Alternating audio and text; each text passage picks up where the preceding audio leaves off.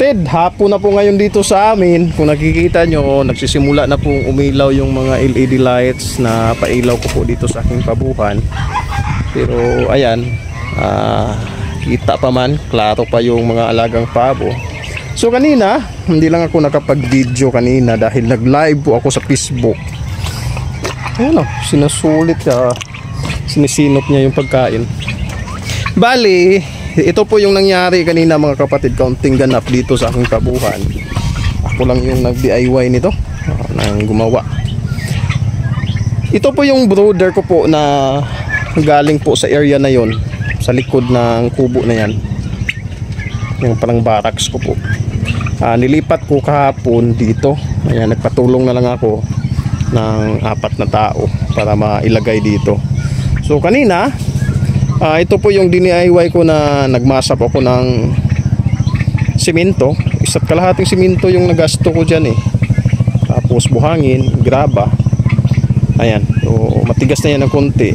Kinabukasan, pwede nang lagyan ito ng sisiw. Dito, nilagyan ko rin ng bubong na trapal. Trapal po yan mga kapatid. Ayan, mga 4 na metros, 4 at kalahati siguro. Kasi 4 meters kasi yan eh. So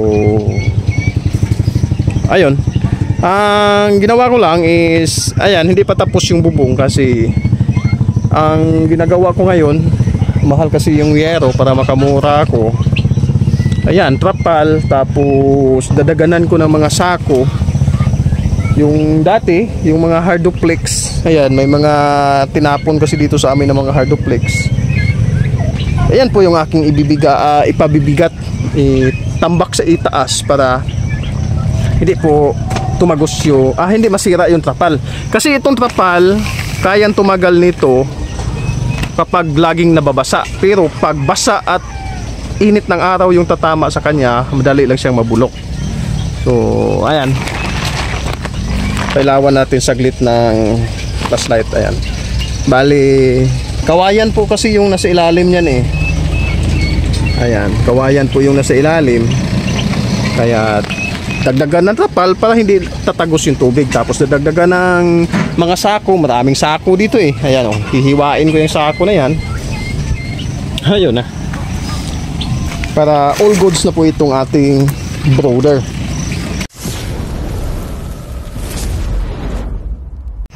Ayan, napalong. Naputol yung video ko kanina mga kapatid. Inabutan na ako ng gabi dahil na full storage na po yung aking cellphone. Pero ganun pa man, ipapakita ko na lang ulit ito sa inyo bukas, sa araw ng bukas. So ayan, wala pong laman kasi pinull out ko muna para maisagawa ko po itong prototype ko po na idea. Tapos dito sa kabila mga kapatid, dito may mga sisiw rin ako dito eh. Nasa mga 20 ito. Ayan. So ayan, parang extension na lamang po ito dito sa isang sulok ng aking pabuhan.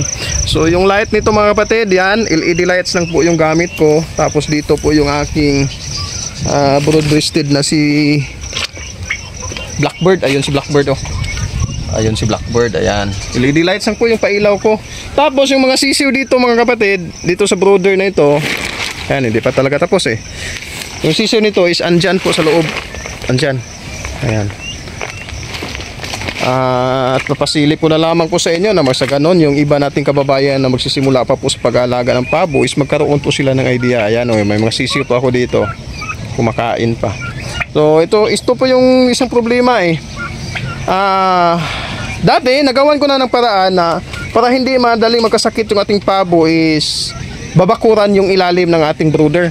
Ayan, kagaya niyan, may bakod. Kaya lang yung dumi sa ilalim mahirap linisin, kaya yung pamamaraan na yun na ginawan ko ng simento yung ilalim, yun po yung action plan ko. Susubukan ko lang naman. Ayan, mayroon na ako ditong bulb na 1 piraso para nagbibigay ilaw. Dito may sisiw rin itong aking, yan oh, may mga LED lights po ako dito pa ilaw talaga eh. Ayan, may mga sisiw dito oh. Ayan.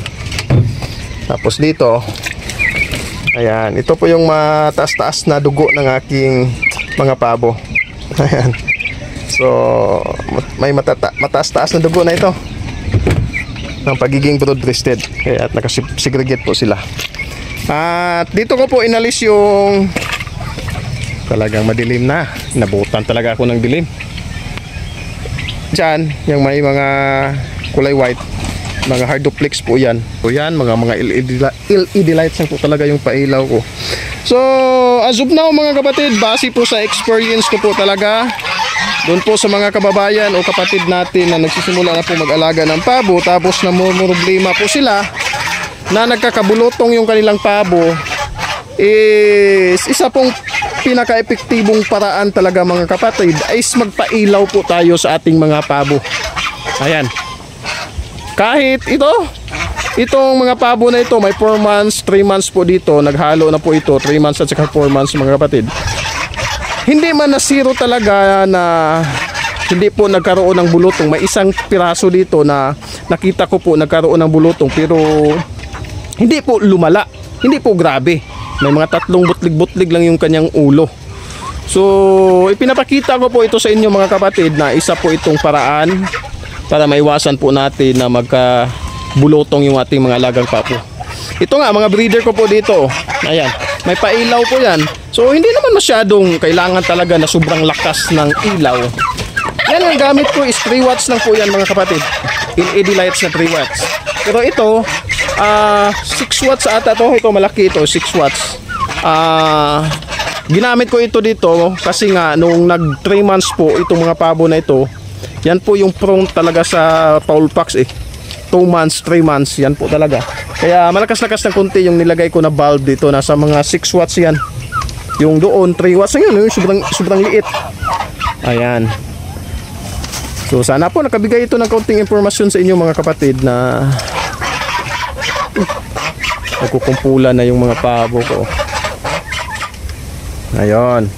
So pailaw po talaga mga kapatid, need po talaga natin yan sa ating mga alagang pabo. Ito gansa, okay na sila. Ibubukod ko yung gansa, ililipat ko yan doon sa kabila para yun doon sila maging bantay. Para dito sa harapan, dito makikita yung mga growing out ko na po ng mga pabo. Ayan. Gabi talaga ng video. Ito lang para may ma-upload ako mga kapatid. Ayan o. Ito, may pailaw rin ako dito. Yung ginamit ko 3 watts lang rin eh. Ayan, 3 watts na LED light para iwas ng bulutong mga kapatid. At dito sa mga broad-breasted ko po, ayan. So naag naman ng ilaw. Ang tawag ito, naabot naman sila ng ilaw sa bulb. Ayan. Pero itong mga malalaki hindi na ito masyado talaga problema sa fowl pox. Ayan, may itlog pa oh. So ayan, salamat po sa Diyos. Ayan po mga kapatid, yan po yung kaunting ganap sa araw na ito. Salamat po sa Diyos dahil ayun, kahit papaano umuusad po tayo ng konti, paunti-unti lang po. Pero awa tulong ng Diyos, tuloy po tayo sa ating pag-aalaga ng pabo. Hanggang dito na lang mga kapatid, lagi nyo pong tandaan na paggawa ng mabuti ay di nagbubunga ng masama. See you on my next vlog. Bye bye.